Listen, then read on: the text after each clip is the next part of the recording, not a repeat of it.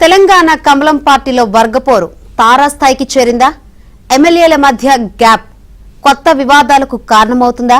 Assembly సమావేశాల నేపథ్యంలో ఆ వివాదాలు మరోసారి బయటపడ్డాయా? ఇంతకీ తెలంగాణ కమలదళంలో ఏం జరుగుతోంది?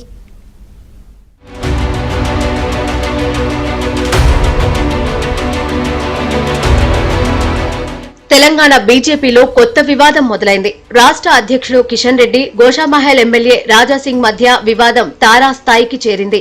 విషయం హైకమాండ్ దృష్టికి చేరిందో లేదో తెలియదు కానీ సమస్య మాత్రం అసెంబ్లీ బడ్జెట్ సమావేశాల నేపథ్యంలో బహిర్గతమైంది. బీఆర్ఎస్ హయాంలో గ్రేటర్ హైదరాబాద్ నుంచి గెలిచిన ఏకైక ఎమ్మెల్యేగా పేరొందిన రాజాసింగ్ ఇప్పుడు సొంత పార్టీలో ఒంటరయ్యారన్న వార్తలు వినిపిస్తున్నాయి. వాస్తవానికి రాజాసింగ్, కిషన్ రెడ్డి మధ్య వైరం గోషామహల్ నుండే మొదలైందట.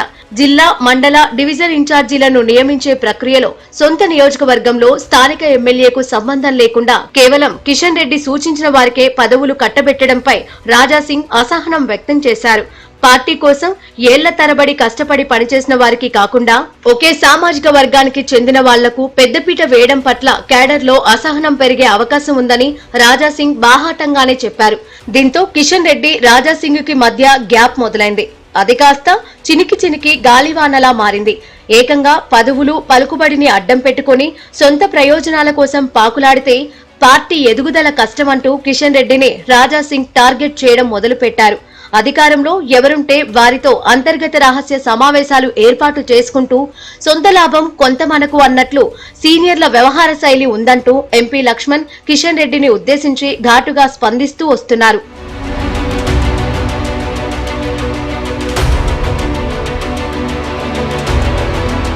తనతో పార్టీ అధ్యక్షుడికి అవసరం లేదని ఎన్నోసార్లు అసంతృప్తిని వ్యక్తపరుస్తున్న రాజాసింగ్ ను బండి సంజయ్ బుజ్జగిస్తూ వస్తున్నారట. వచ్చేదంతా లోకల్ బాడీ ఎన్నికల సమయం కావడంతో నేతల మధ్య సఖ్యత కరువైతే దీని ప్రభావం ఎన్నికల ఫలితాల మీద ఉండే ఛాన్స్ ఉందంటున్నారు పార్టీ శ్రేణులు. వీరిద్దరి మధ్య ఏర్పడిన వైరం ఇప్పటిది కాదన్న చర్చ కూడా ఉంది. గతంలో బీఫ్ ఫెస్టివల్ సందర్భంగా రాజాసింగ్ చేసిన కామెంట్స్ ను కిషన్ రెడ్డి నేరుగా కొట్టిపారేయకుండా ఆ అంశంలో బీజేపీ విధానం వేరు, రాజాసింగ్ వ్యాఖ్యలు వేరంటూ ఇచ్చిన వివరణ అప్పట్లో తీవ్ర స్థాయిలో చర్చనీయాంశంగా మారింది. అది ఇప్పటికీ కంటిన్యూ అవుతోంది. అలా మొదలైన రగడ ఇప్పుడు మరింత వివాదానికి కారణమయ్యిందన్న ప్రచారం సాగుతోంది. దీనిపై జాతీయ నాయకత్వం ఎలా స్పందిస్తుందో చూడాలి.